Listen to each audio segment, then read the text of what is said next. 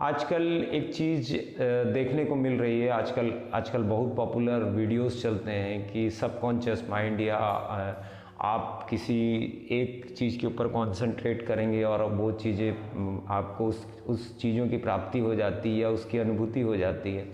तो subconscious mind के बारे में बाद में बात करूँगा। पहले मैं बात करूँगा कि आपकी जो इंटरनल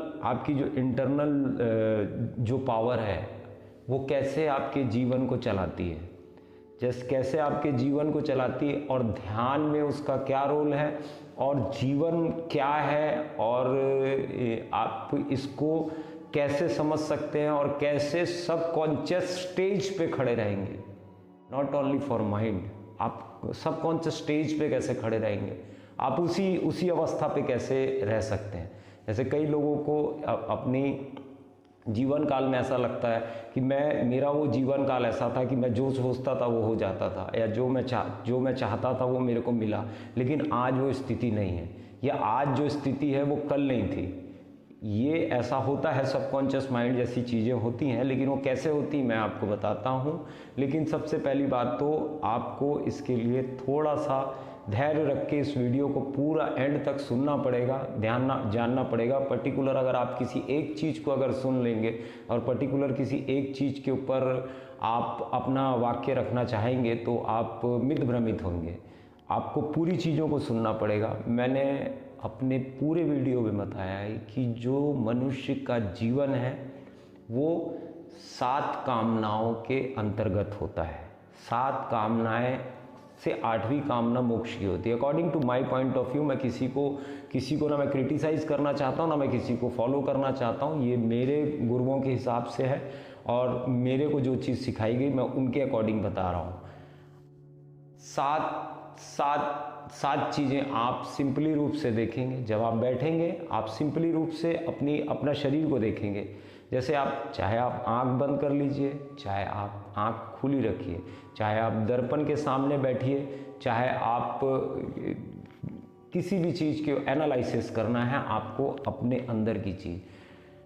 अपने अंदर की चीज़ क्या क्या होती है जो बाहर की दुनिया से कनेक्ट करती है, सबसे पहले करता है हम ब्रेन का हिस्सा लेते हैं, जबकि ब्रेन हमारी बाहर की चीज़ों को नहीं देखता। आँखें के सहयोग से ब्रेन देखता है, कानों के सहयोग से ब्रेन सुनता है, मुख से कनेक्टेड है ब्रेन, नाक से कनेक्टेड है ब्रेन। ये हो गया, ये एक स्टेज हो गई। ये हम दूसरी मान लें, एक स्टेज इसको मान लीजिए। 1 2 3 4 5 में ये पूरा आ गया। 5 गला भी, स्वाद भी, बोल भी।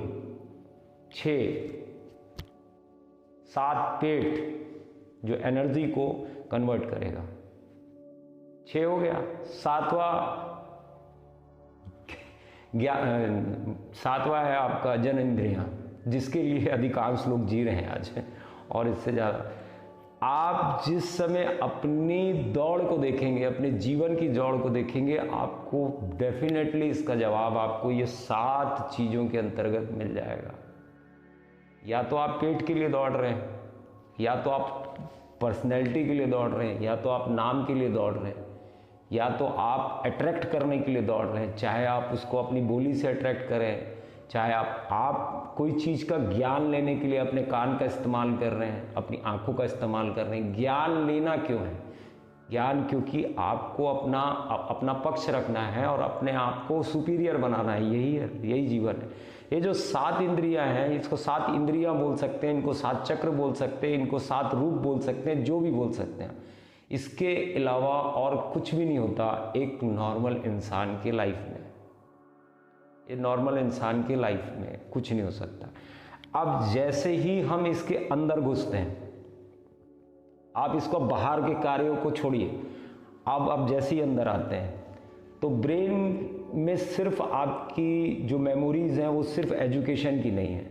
एजुकेशन में भी 2 चीज़ हैं, एक जो आपके काम आती है, एक आपको जो मनोरंजन देती है, एक आपको स्वस्थ देगी, एक आपको अस्वस्थ बनाएगी। सब चीज़ें हैं, कोरिलेट है आपस में ब्रेन में। आंखें भी सब अच्छी चीज़ें नहीं देखती, अच्छा कुछ भी नहीं होता और बुरा कुछ भी नहीं होता, वो मन और देखने का नज़रिया होता है। आप नेचर में किसी भी चीज़ को अच्छा या किसी भी चीज़ को बुरा नहीं बोल सकते। बुराइयाँ सिर्फ मनुष्य की वजह से जाएगी, प्रकृति में और कुछ भी नहीं है। आंखें हो गई, उसी तरीके से कार्य हैं कानों के, नाक के, मुख के, फिर छाती के।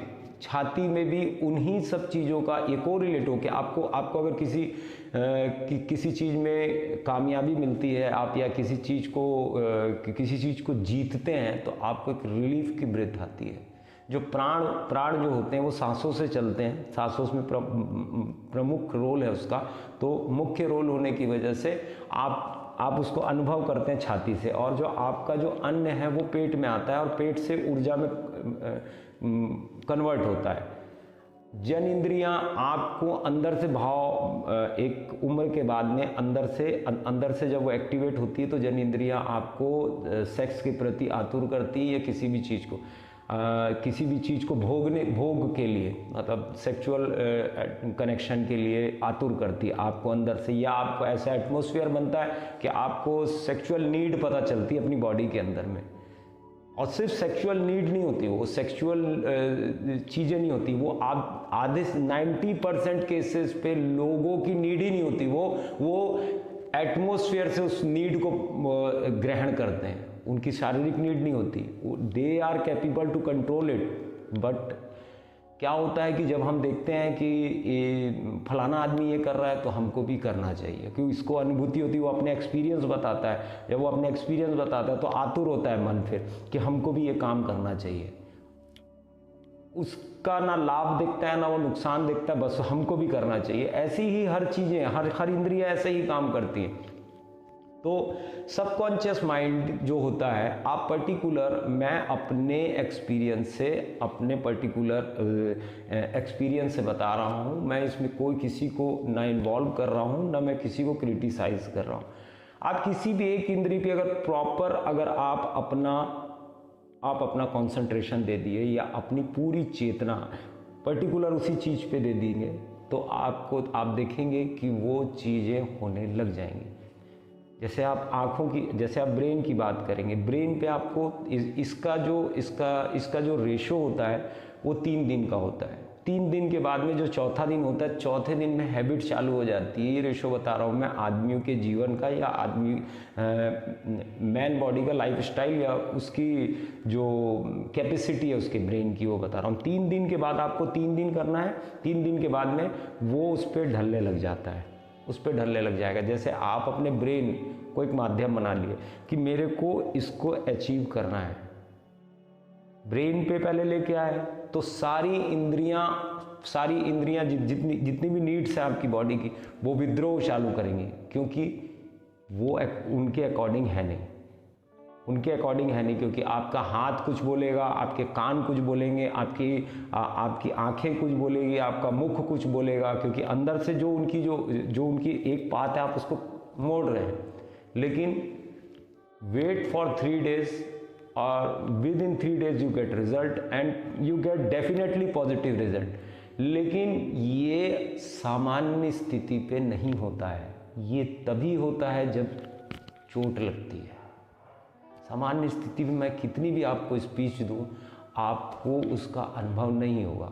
अंदर से अगर कोई चीज़ टूटेगी या कुछ हर्ट होगा या आपको गिल्ट होगा, जैसे वो निकल गया मैं नहीं निकल पाया, या फलाने ने मेरे साथ ऐसा किया क्योंकि मैं उसको अचीव नहीं कर पाया, ये तब होता है क्योंकि उसका फिर कॉन्सेंट्रेट दर्द के रूप में चेंज होके एकाग्रित हो जाता है। आप इसको समझना है, थोड़ा सा डीप है।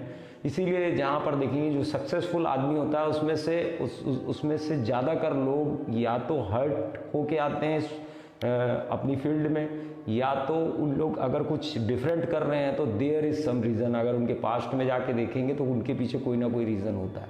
अगर आपको कोई ऐसा बताता है, या मैं ही बता रहा हूँ कि आपको सबकॉन्शियस माइंड पे मैं ले जा सकता हूँ करके, तो आपको उसके लिए मेहनत करनी पड़ेगी।